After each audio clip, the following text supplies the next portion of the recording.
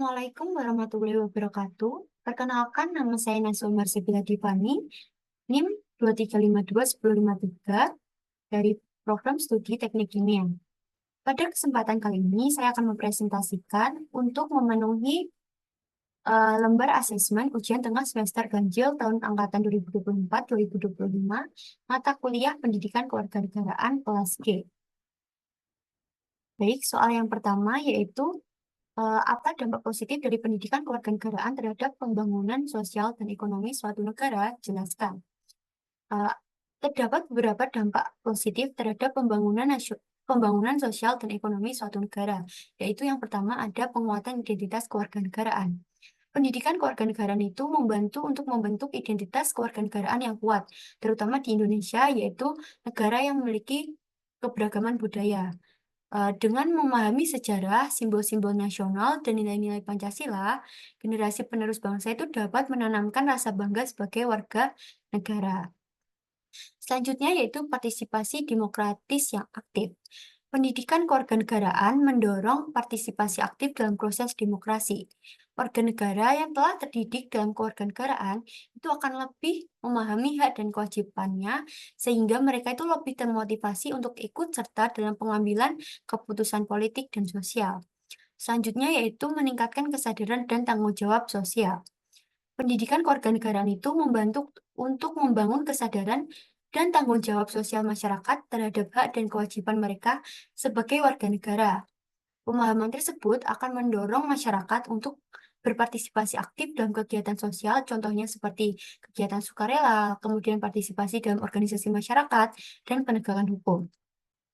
Kemudian, yang keempat yaitu pemahaman hak asasi manusia. Nah, pendidikan kewarganegaraan ini itu memberikan pemahaman mendalam tentang hak asasi manusia, yaitu mendorong individu untuk menghormati antar sesama dan melindungi hak-hak orang lain. Selanjutnya yaitu penguatan karakter moral. Pendidikan kewarganegaraan itu berperan dalam membentuk karakter moral dengan cara menanamkan nilai-nilai seperti integritas, tanggung jawab, dan empati. Yang terakhir yaitu persiapan menghadapi tantangan global. Di era globalisasi ini, pendidikan kewarganegaraan itu sangat membantu generasi muda memahami dinamika internasional dan tantangan global seperti perubahan iklim serta perdagangan internasional.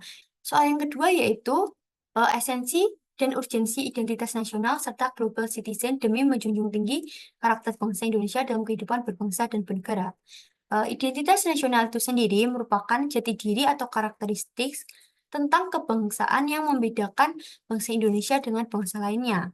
Identitas nasional Indonesia itu merujuk pada identitas-identitas yang sifatnya nasional, bersifat buatan, dan sekunder karena identitas nasional dibuat, dibentuk, dan disepakati oleh warga sebagai identitasnya setelah mereka bernegara.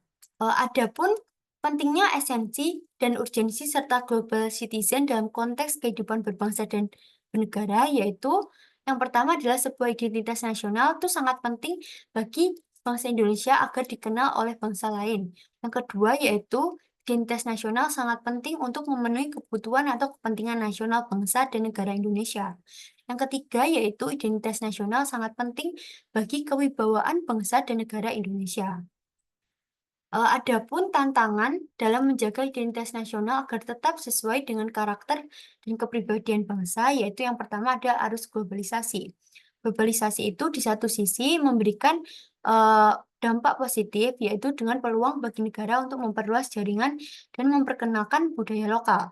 Namun di sisi lain terdapat sisi negatifnya, yaitu dapat mempengaruhi identitas nasional yang berpotensi menyebabkan penurunan nilai-nilai budaya asli.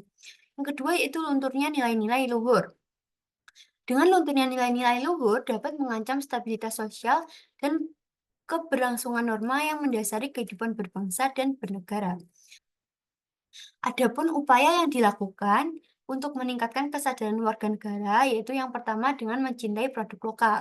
Itu dilakukan bisa dengan festival, pertunjukan seni, dan penyuluhan tentang keunggulan budaya lokal. Selanjutnya yaitu partisipasi masyarakat. Nah, mendorong partisipasi masyarakat ini dapat dilakukan dengan melibatkan mereka dalam perencanaan dan pelaksanaan program-program yang berkaitan dengan pelestarian budaya dan identitas nasional. Selanjutnya yaitu dengan pemanfaatan teknologi dan media sosial, yaitu merupakan alat yang sangat efektif untuk menyebarluaskan informasi positif tentang budaya dan produk lokal untuk melawan pengaruh budaya global. Soal yang ketiga yaitu bagaimana faktor budaya berkontribusi pada identitas nasional, berikan contoh tentang bagaimana budaya dapat memperkuat kesatuan dalam suatu negara. Nah, budaya itu sendiri merupakan wujud dari ide-ide masyarakat yang berupa kepercayaan, pengetahuan, moral, kesenian, maupun pandangan hidup. Kebudayaan itu memiliki peran yang sangat penting dalam membentuk dan memperkuat identitas nasional suatu bangsa, dikarenakan karena kebudayaan itu menjadi ciri khas masyarakat yang meliputi nilai-nilai, tradisi, bahasa, dan ungkapan seni. Yang kedua yaitu kebudayaan yang beragam itu menjadi identitas nenek moyang terdahulu.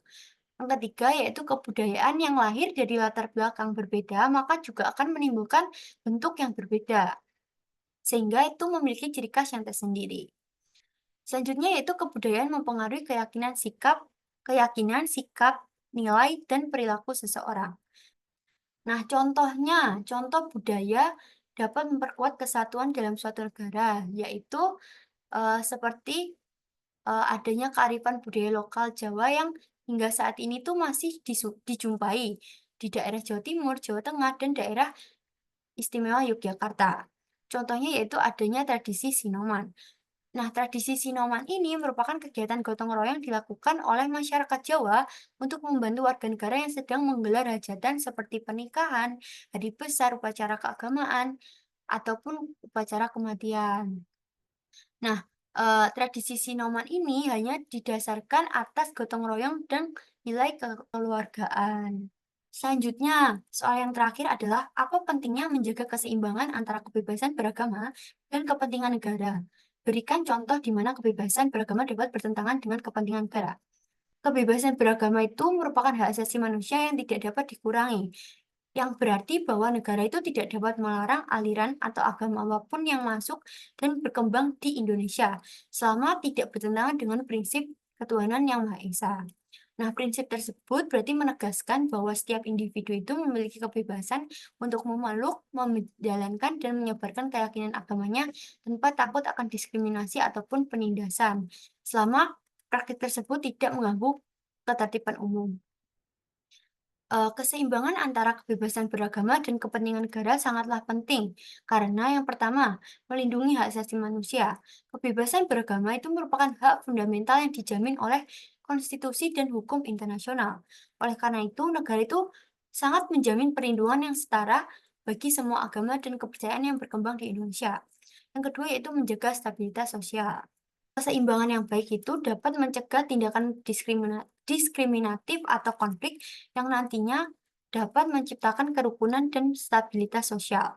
Yang ketiga yaitu mendukung pluralisme. Dengan menjaga keseimbangan dapat mendukung pluralisme dan toleransi antarumat beragama. Dan yang terakhir adalah menjamin ketertiban umum. Negara itu perlu memastikan bahwa praktik keagamaan tidak mengganggu ketertiban umum ataupun hak-hak orang lain. Adapun hal-hal yang perlu diperhatikan dalam menjaga keseimbangan antara kebebasan beragama dan kepentingan negara antara lain, negara menjamin kebebasan beragama dan beribadah sebagai hak asasi manusia sesuai dengan pasal 28E ayat 1 dan pasal 29 ayat 2 Undang-Undang Dasar tahun 1945. Nah, menumbuhkan toleransi beragama itu dengan cara saling menghormati dan menghargai keberagaman keyakinan agama sebagai bagian penting dari kerukunan nasional. Nah, kebebasan beragama itu dapat dibatasi untuk menjaga hak orang lain, memenuhi tuntutan keadilan, serta menjaga keamanan dan ketertiban. Ada kalanya kebebasan beragama itu dapat bertentangan dengan kepentingan negara. Contohnya seperti penolakan vaksinasi atas dasar keyakinan agama. Beberapa kelompok masyarakat atau beberapa kelompok agama itu menolak adanya vaksinasi karena alasan kepercayaan. Nah, alasan tersebut sebagian tuh karena ragu atas status halal vaksin Dan ada lagi sebagian yang menganggap bahwa vaksin itu mengandung sisi negatif yang dapat mengundang mudarat lebih besar bagi kesehatan tubuh. Nah, hal tersebut itu bertentangan dengan program kesehatan publik negara untuk mencegah penyebaran penyakit menular. Yang kedua yaitu praktik poligami. Praktik poligami yang diizinkan dengan beberapa interpretasi agama dapat bertentangan dengan hukum perkawinan nasional di banyak negara. Dan yang ketiga yaitu penggunaan simbol agama di institusi publik. Contohnya seperti penggunaan jilbab di sekolah negeri ataupun institusi pemerintah yang dapat menimbulkan perdebatan terkait prinsip sekularisme negara. Yang keempat yaitu pendirian rumah ibadah. Izin pendirian rumah ibadah itu terkadang ditolak atas dasar ketertiban umum. Dan yang kelima yaitu penyebaran ajaran agama tertentu. Beberapa negara itu membatasi penyebaran ajaran agama tertentu untuk menjaga stabilitas sosial ataupun mencegah radikalisme. Nah, hal tersebut dianggap sebagai pelanggaran kebebasan beragama. Dari penjabaran tersebut dapat disimpulkan bahwa keseimbangan antara kebebasan beragama itu harus dijaga agar tidak terjadi penyalahgunaan hak yang dapat mengarah pada ekstremisme ataupun konflik sosial. Negara itu perlu memastikan bahwa pembatasan terhadap kebebasan beragama hanya dilakukan ketika benar-benar diperlukan. Dalam konteks kebebasan beragama, jadi pemerintah itu tidak boleh melarang keyakinan seseorang, nah namun hanya dapat mengatur dan membatasi mekanisme pelaksanaannya. Sekian presentasi dari saya. Apabila terdapat salah kata, saya mohon maaf. Wassalamualaikum warahmatullahi wabarakatuh.